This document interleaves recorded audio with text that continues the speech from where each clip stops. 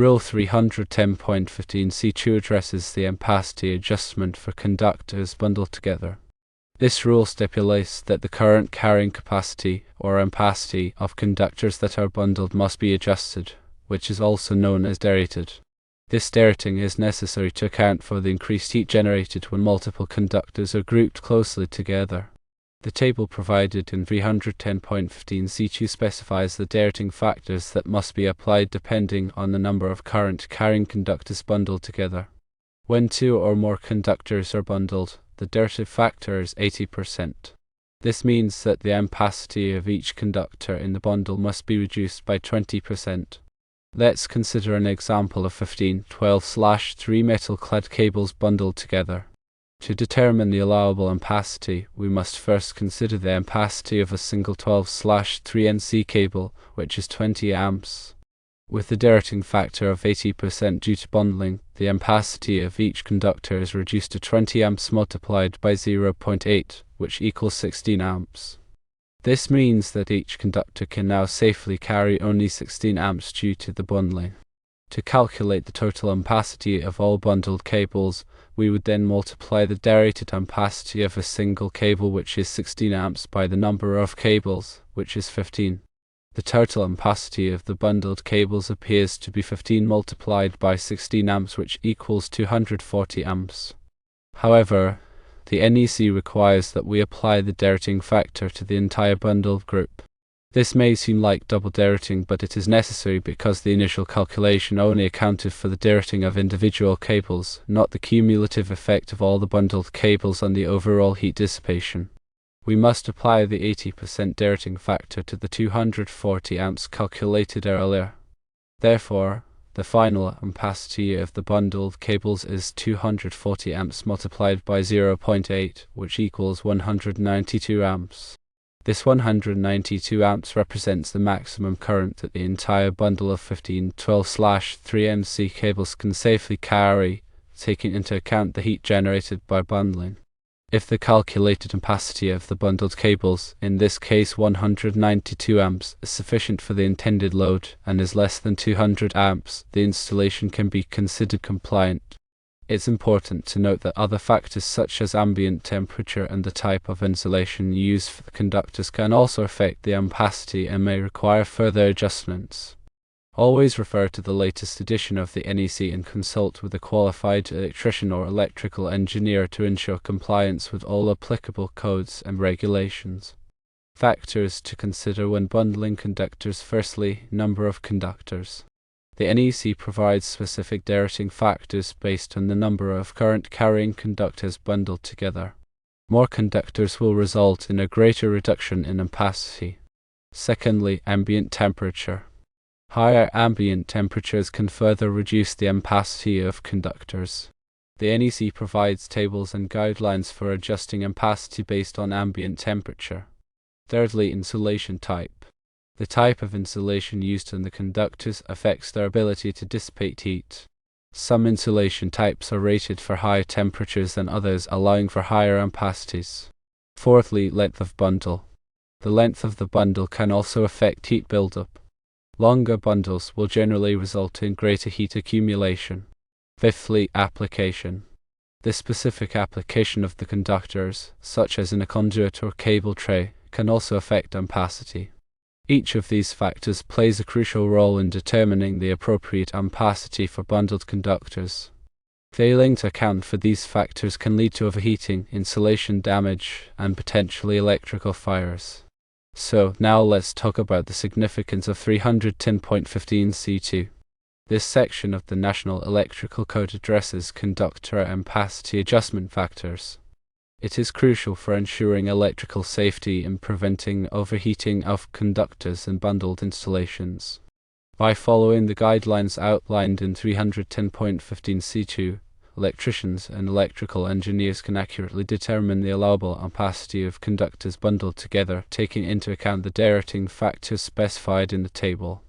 This helps to prevent overloading of conductors and reduces the risk of insulation damage, electrical fires, and other hazards.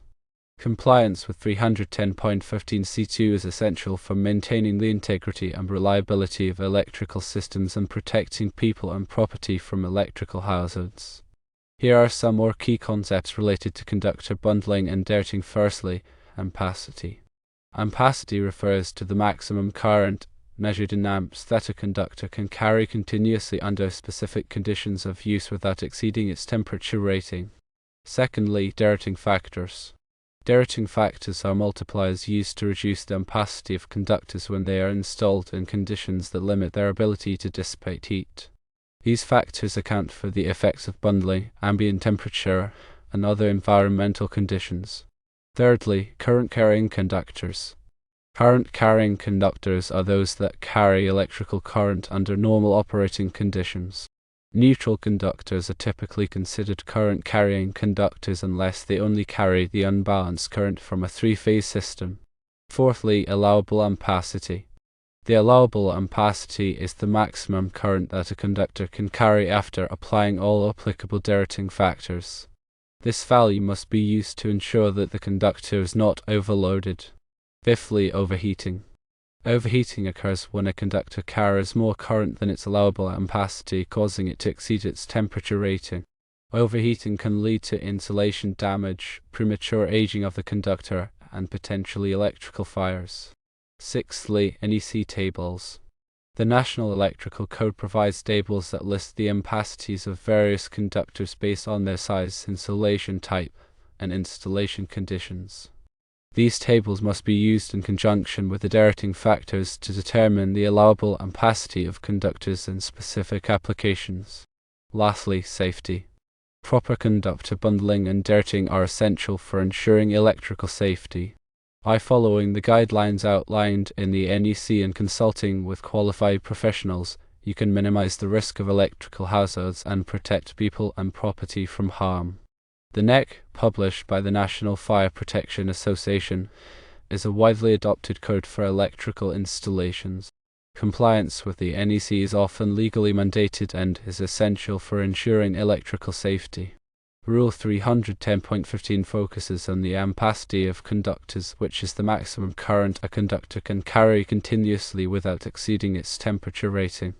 This section provides guidelines for determining the ampacity of conductors in various installation conditions, including bundling. Specifically, 310.15c2 addresses the ampacity adjustment for conductors in cable trays, conduits, or when bundled together.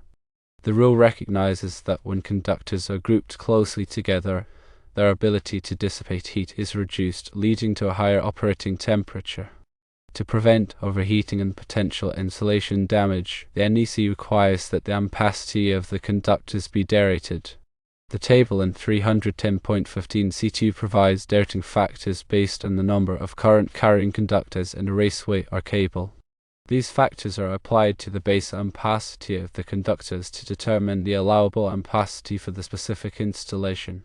The derating factors typically range from 0.8 to 0.45, depending on the number of conductors.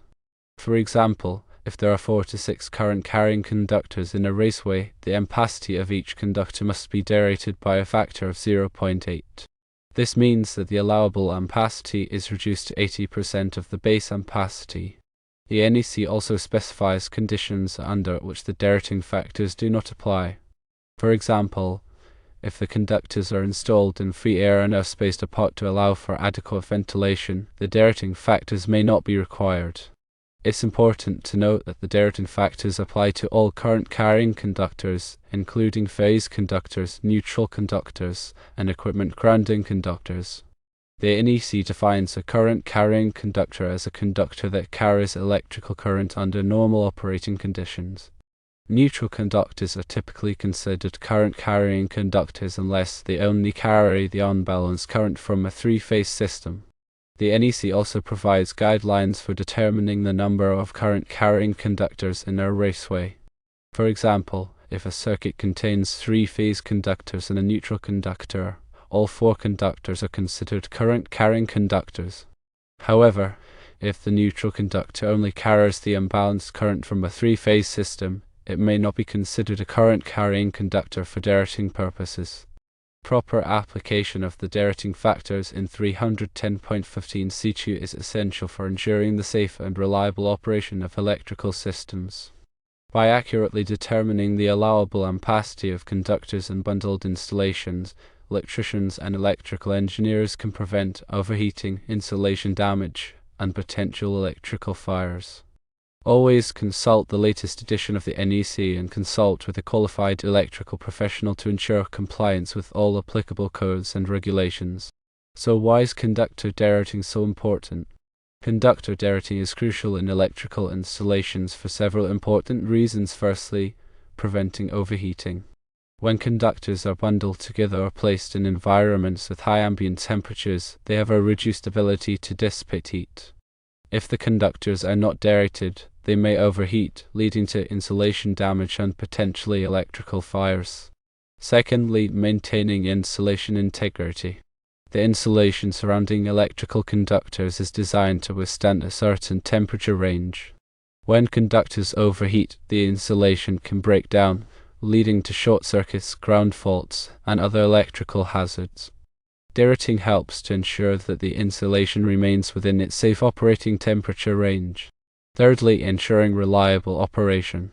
The overheated conductors can experience increased resistance, leading to voltage drops and reduced performance of electrical equipment.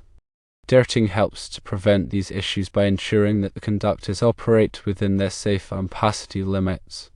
Fourthly, complying with electrical codes.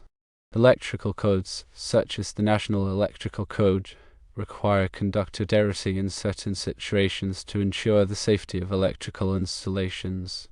Compliance with these codes is essential for avoiding fines, legal liabilities, and potential safety hazards.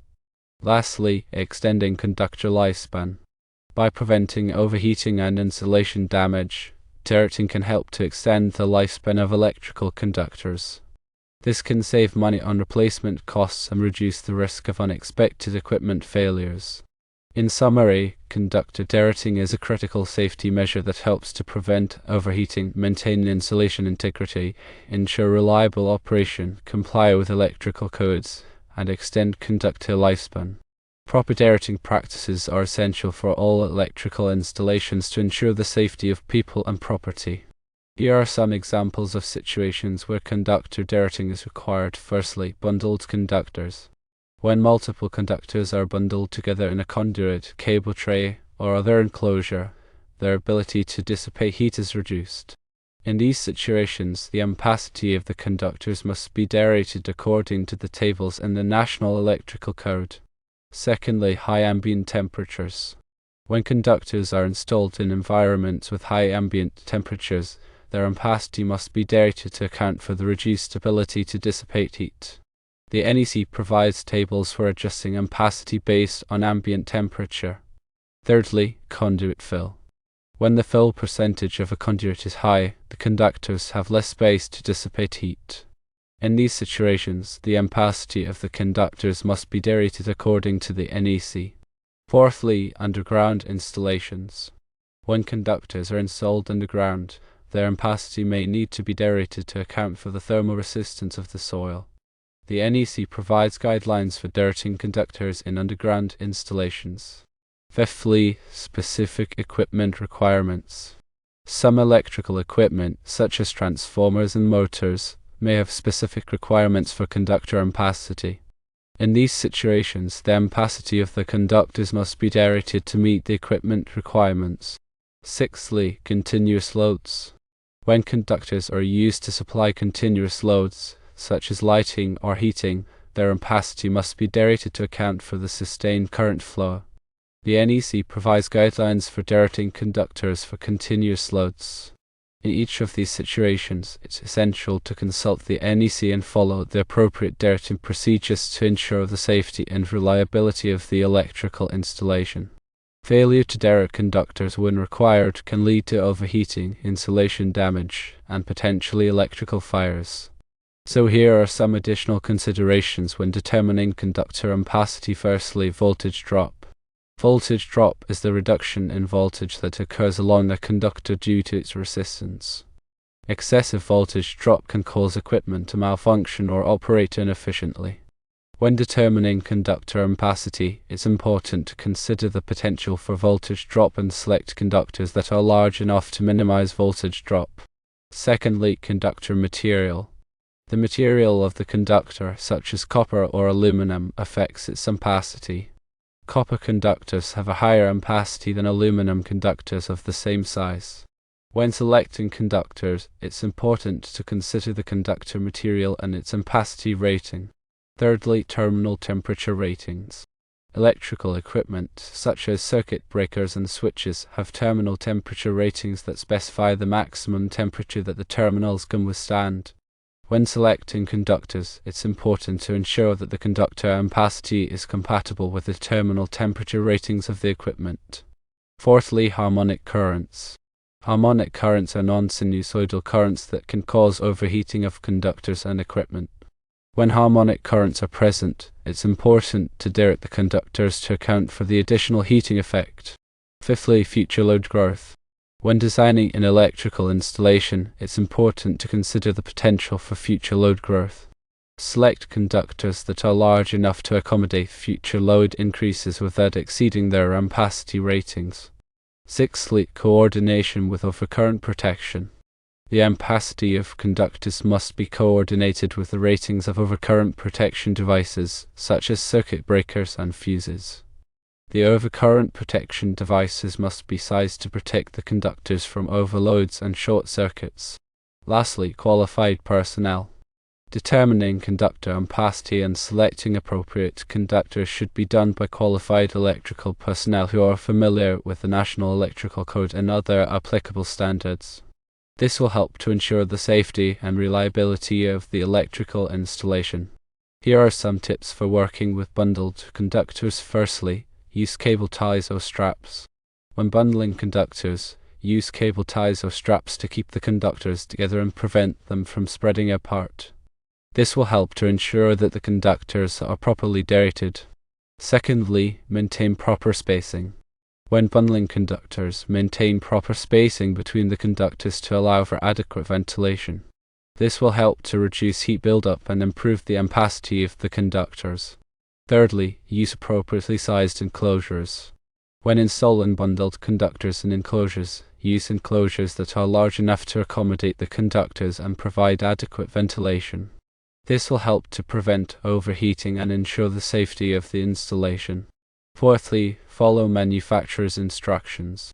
When working with bundled conductors, follow the manufacturer's instructions for installation and derating. This will help to ensure that the conductors are installed properly and that they are derated according to the manufacturer's recommendations. Fifthly, inspect regularly. Regularly inspect bundled conductors for signs of overheating, insulation damage, or loose connections. If any problems are found, take corrective action immediately to prevent potential hazards. Sixthly, document the installation. Document the installation of bundled conductors, including the number of conductors, the conductor size, the derating factors used, and the location of the conductors. This will help to ensure that the installation is properly maintained and that future modifications are done safely. Lastly, consult with a qualified electrician. If you're not sure how to work with bundled conductors, consult with a qualified electrician who can provide guidance and ensure that the installation is done safely and according to code.